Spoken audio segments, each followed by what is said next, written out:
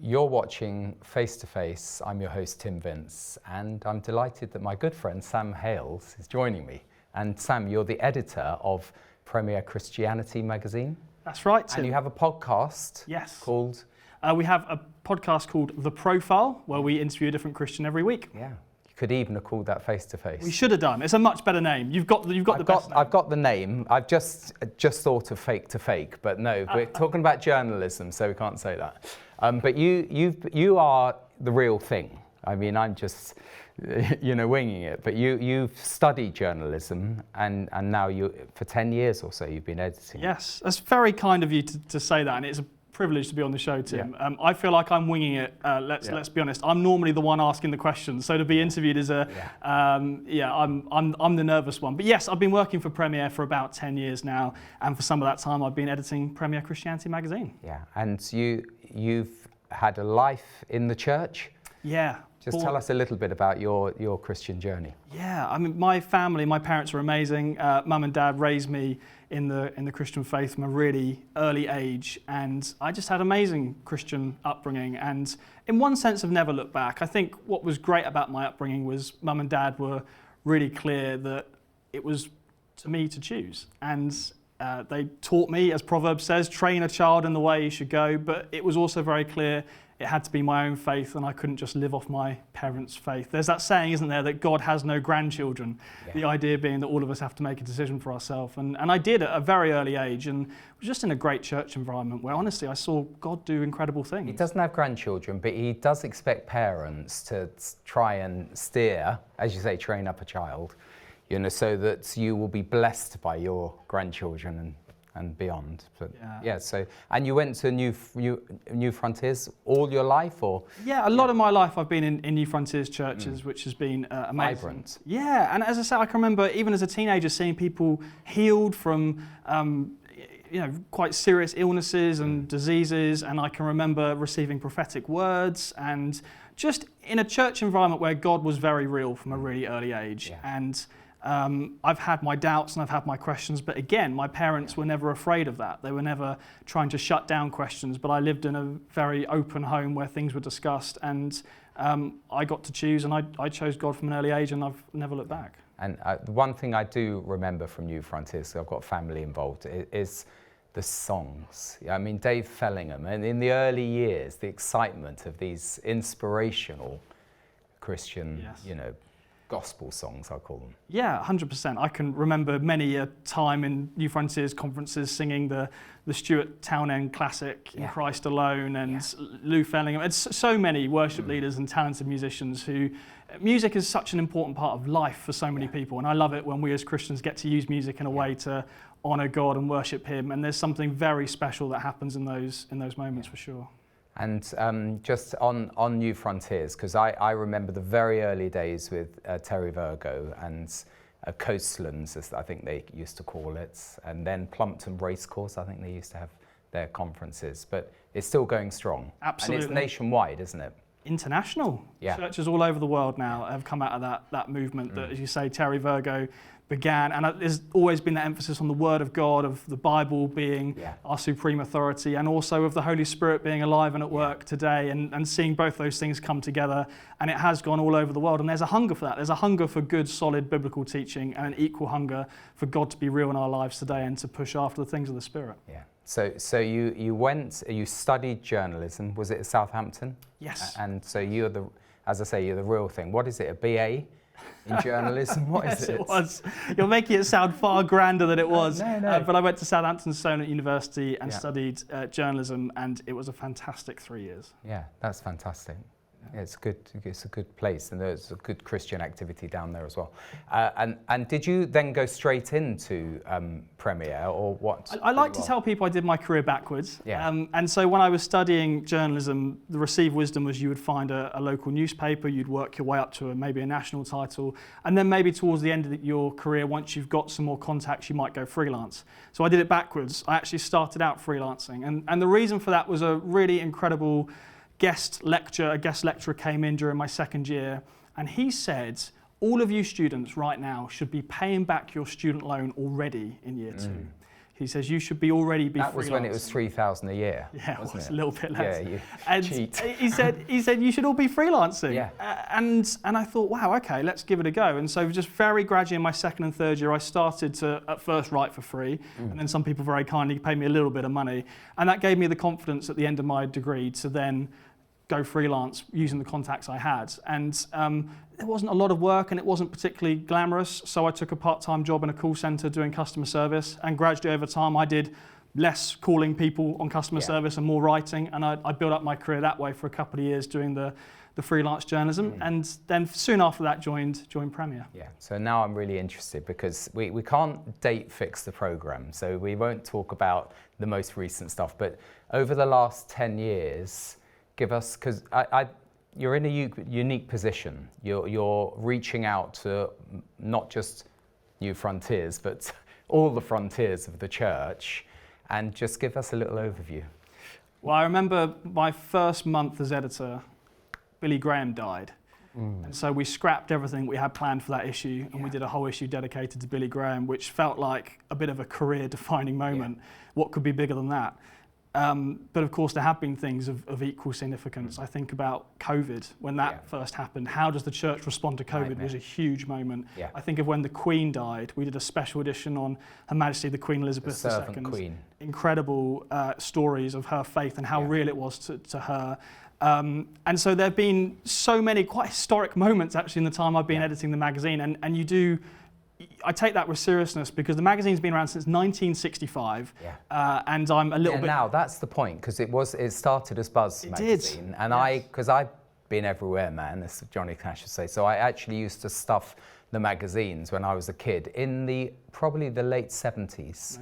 Erreys Printers in Heathfield, which is where they were. But then Peter Meadows, he set the whole thing up. Tell us a bit of the history. Yes, so 1965. It sounds like you might know some of the history better than me. Yeah, I do. No, but I don't. People haven't come to watch me or talk about me. Well, we've you to thank for clearly being part of our story in all seriousness, and Pete Meadows, who founded it, again, incredible entrepreneurial person. And as I say, I feel the weight of that responsibility of this magazine has been published every single month since 1965. And it was the largest circulation. I remember that. It was knocking on for 40,000 Yeah, and it's just an incredible privilege, as you say, to be able to cover the whole breadth of the church during that time and talk about such an incredible array of issues. And where is God in COVID? Where is God? It started off as a music magazine, if I'm right. Yeah, it did. And the kind of underground coffee shop culture of the time in the 1960s.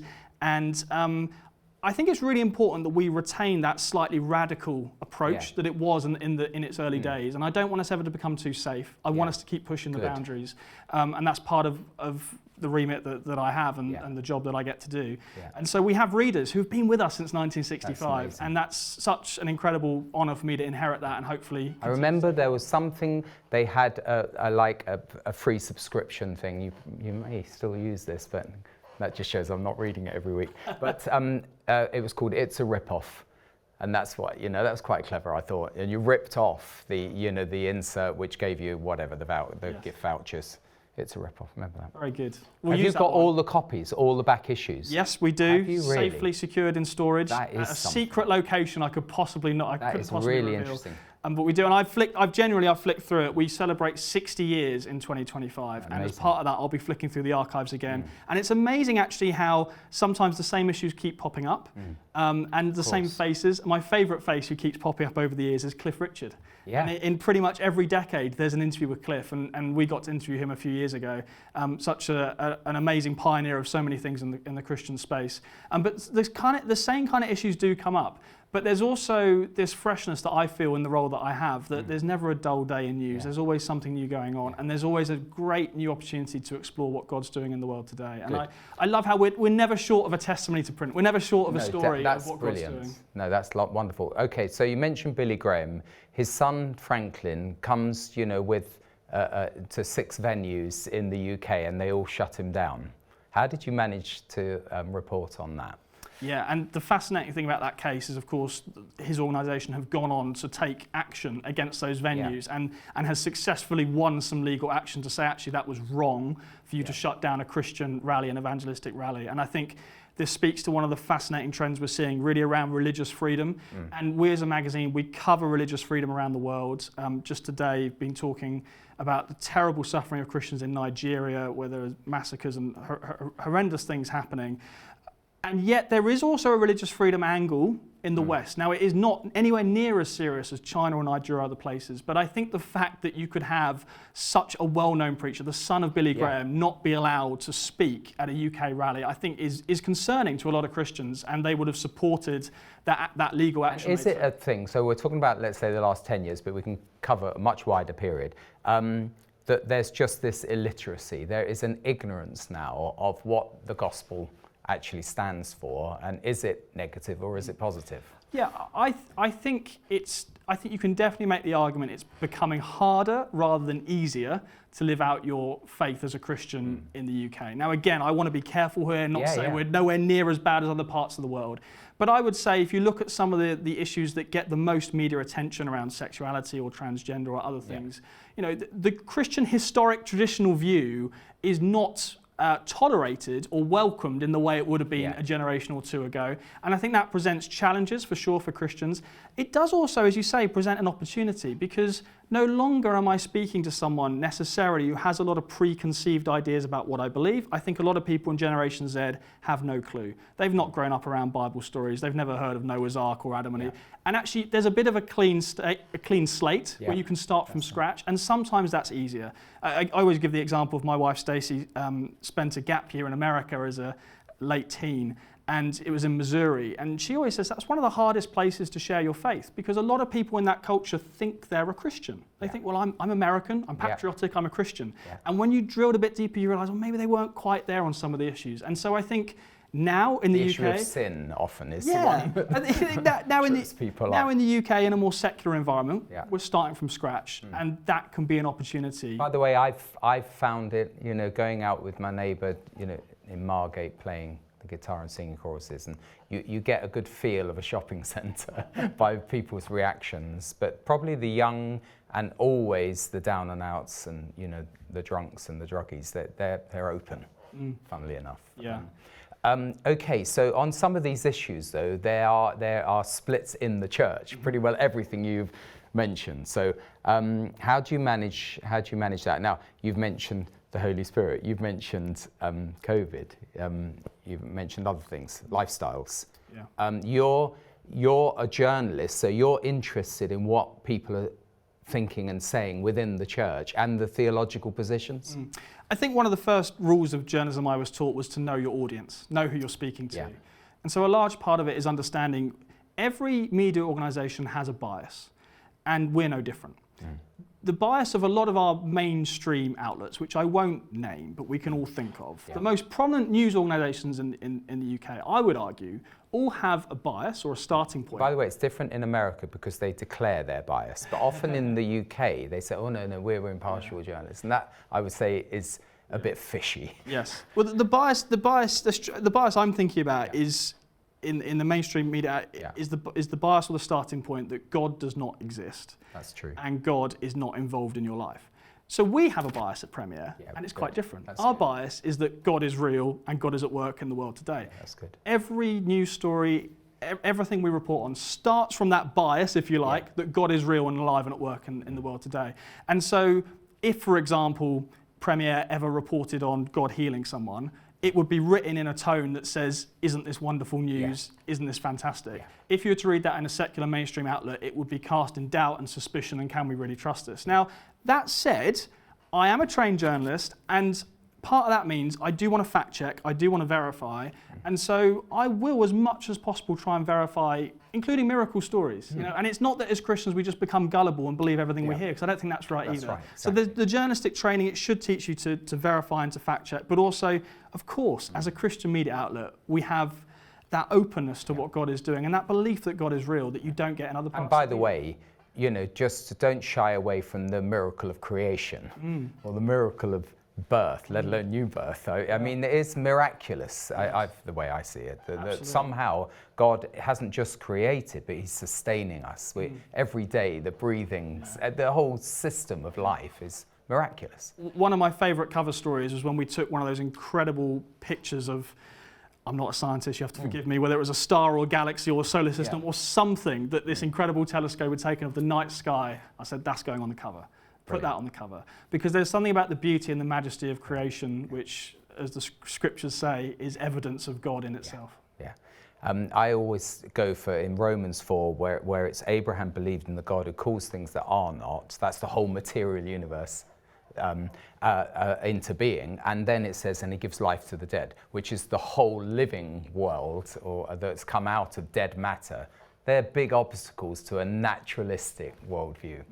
And I'm sticking on that ground, as for me in my house. But but within the church, this is the point I was trying to bring up, is that there's a real waning of belief, let's say, in the established church, which is sort of adopting the position of the materialists and when I say the materialists, that just take a materialist view of the whole universe.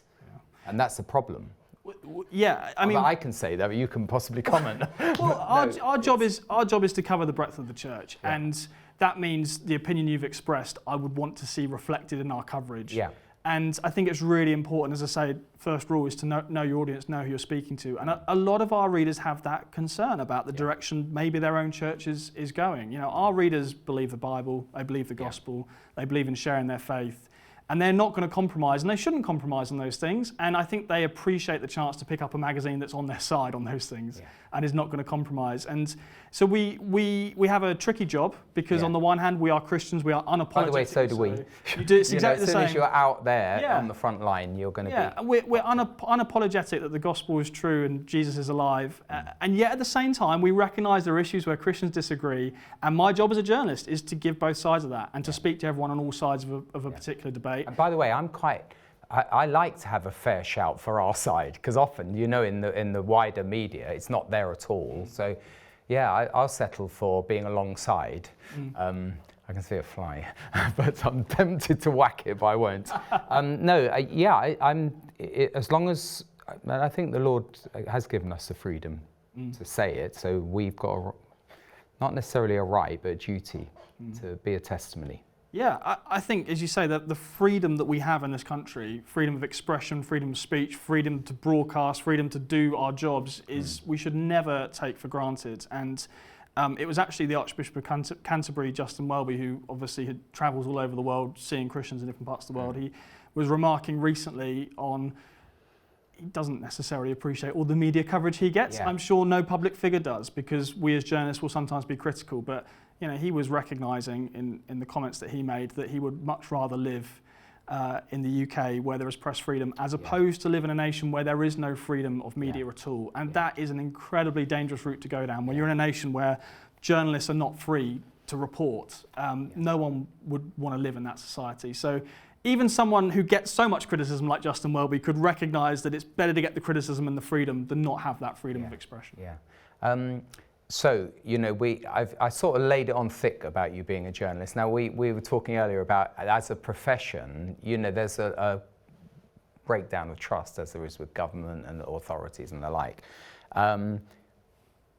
Is it different being a Christian journalist, or do you still come up against people saying, no, you've not been fair on this, you've got a bias beyond believing in God. You're not. Well, I'm afraid the truth is that even Christian journalists are fallible. We get it wrong from time to time. Our readers tell us when we get it wrong. I have to reflect: was that the right decision there? And I'm not perfect. I think the interesting thing for us as Christian journalists is we have what I like to call a dual commitment to truth. On the one hand, as a journalist, you should be committed to the truth, to following the facts, to telling the story accurately, to verifying. But as a Christian, you have even more of a commitment to truth, because our faith is based on truth. Jesus really lived, really died, really rose again. The Bible is true. And so you bring those two things together, I have a dual commitment to truth, and I take that seriously. I think any journalist should, but I think Christian journalists especially, we have to work really hard at being as fair, accurate and honest as we possibly can. And one area of real responsibility is children. I find that all the debates about choice and I choose this and I choose that is fine when it's in the adult sphere, but what about when things that really are anti-God and anti-Christian being forced on children, often because of our state education system, forced on Christian children? Can you do anything to highlight that, or what are you doing in that area? Yeah. And do you ever do campaigning? Yeah, so we definitely cover those sorts of topics, and they're often the trickier topics to talk about, but again, that is the unique place we have as Christian media, is we can hopefully bring some clarity to some sometimes quite complicated or confusing stories. But I mean, I feel that as a Christian parent myself, how could you not worry about the next generation and where society is going? And I wish I had even half the answers to that, but I think we're in touch with people who are Christian teachers who will write for us, who will speak into this issue, and we need to hear their voices in this. And I think Christians are right to be concerned whenever they notice that one side of the debate is being shut down or drowned out. I think we're right to say, "No, hang on, let's have some balance here." And I think an exaggeration of, let's say, the oppression of the Christian gospel, it's terrible that kids should be, and I think taken back to the Middle Ages. Praying for those Christians who appear in the media, whether it's on Premier Christian Radio or the BBC, praying for those people who have the microphone in front of them. And you and I will both know how hard that is sometimes to be clear and articulate and biblical in 20 seconds. It is really tough, but I think we need to be praying for those people who do that so well already. I was up in Parliament many years ago, and my local MP, I was going up to speak at a group called the Family and Child Protection Group. And my MP said, "Hi," he bumped into her, "What are you doing here?" I said, "Family and Child Protection." She said, "Oh, that's a contradiction." In other words, and initially I thought, what are you going on about? But there is a diametrically sort of different view of the role of family, and they see it as a danger to kids, and the state should be taking over. And somehow there's two sides. One is obviously we want to stand to speak for the Christian position, but also to inform Christians that there's another position out there. Is that part of the role?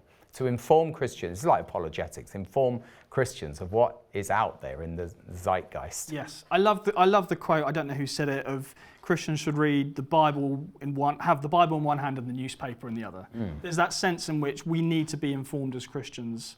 One of the things that Premier does, we produce news every single day at Premier Christian. I'll just interrupt. Zig Ziglar, famous sales, a believer from Texas, who was a very famous sales trainer. He said, "I read the Bible and the newspaper to see what the other side thinks."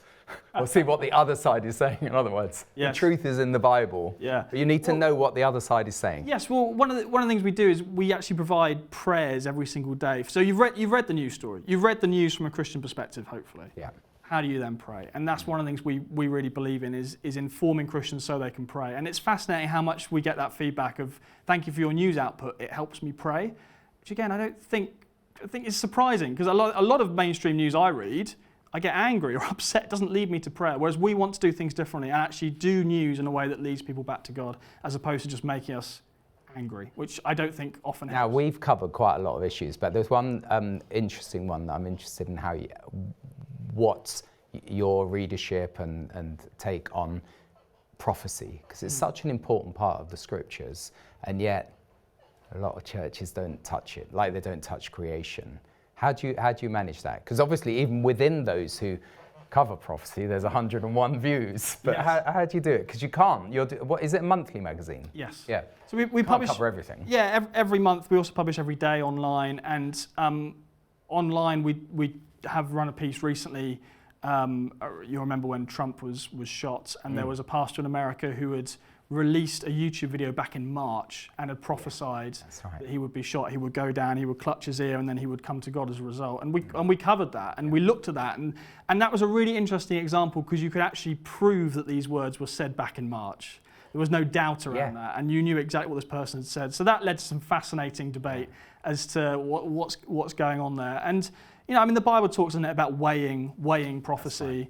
And having wisdom and having discernment, and that is really needed. And sometimes it's easy to criticise, isn't it, Christian media, and say, well, where's your discernment? I have a slightly different view on that, which is, I think as journalists, our job is to report the truth, to put interesting things out there. But I do actually think the job of discernment is in the reader. The job of the discernment is down to you. I'm going to give you some opinions. I'm going to give you quite a lot of different opinions. There's going to be things in this magazine that I don't even agree with. But actually, it's down to you as the reader to grow into in the whole sweep of 60 years, you're fairly well covered in terms of you're not a sort of pamphleteer. No. And you've got obviously this archive. I don't know whether it's online, but so what you write is very important because it's going to be there for a long time. Pressure's Sorry on. about that. Pressure's on. Yeah, the internet never forgets, doesn't Yeah. it? And there's been some interesting examples of that, but that's probably a tangent. Yeah, absolutely. We take it seriously, and there is an archive, and subscribers can read years back. And that's often a fascinating thing to do in and of itself, to see how much things have changed and sometimes how little things have changed as well.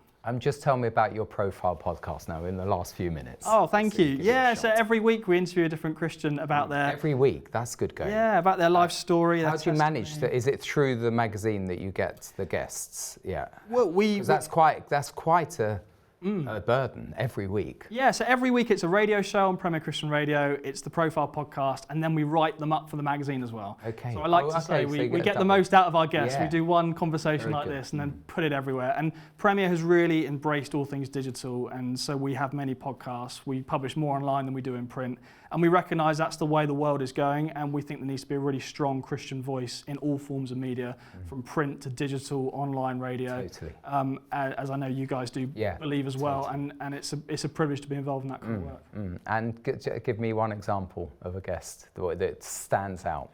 Jackie Pullinger. Oh, well. Famous for writing the book Chasing the Dragon. I went up to Scotland to meet her, and it had been prearranged as a 1 hour. I met her in Hangfoot Camp a long time ago. Amazing. Well, it prearranged 1 hour interview, and I got there and she said, "How long is this going to take?" And I said, "An hour." And she said, "Oh, I can't possibly have that long." So we sat down, and I was slightly nervous, and sure enough, after about half an hour, she glared at me and tapped her watch. Classic. And the reason I tell that was a radio podcast. Yeah, but you can't get away with that on TV. No, you can't. Yeah. But the reason I tell that story is, what a formidable lady. And you cannot go to the walled city in Hong Kong and minister to drug addicts and not have a sense of toughness about you.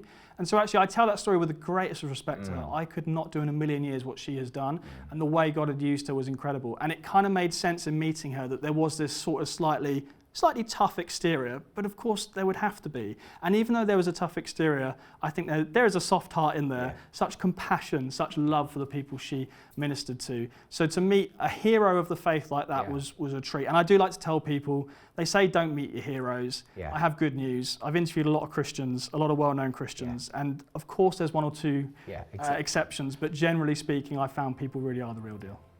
And so are you. And we're 15 seconds, so you know how to close off a podcast. But anyway, it's brilliant to be with you, Sam. Too kind, thank you. Answered all the questions. Fantastic. Bless you. And look forward to seeing you next time we go face to face.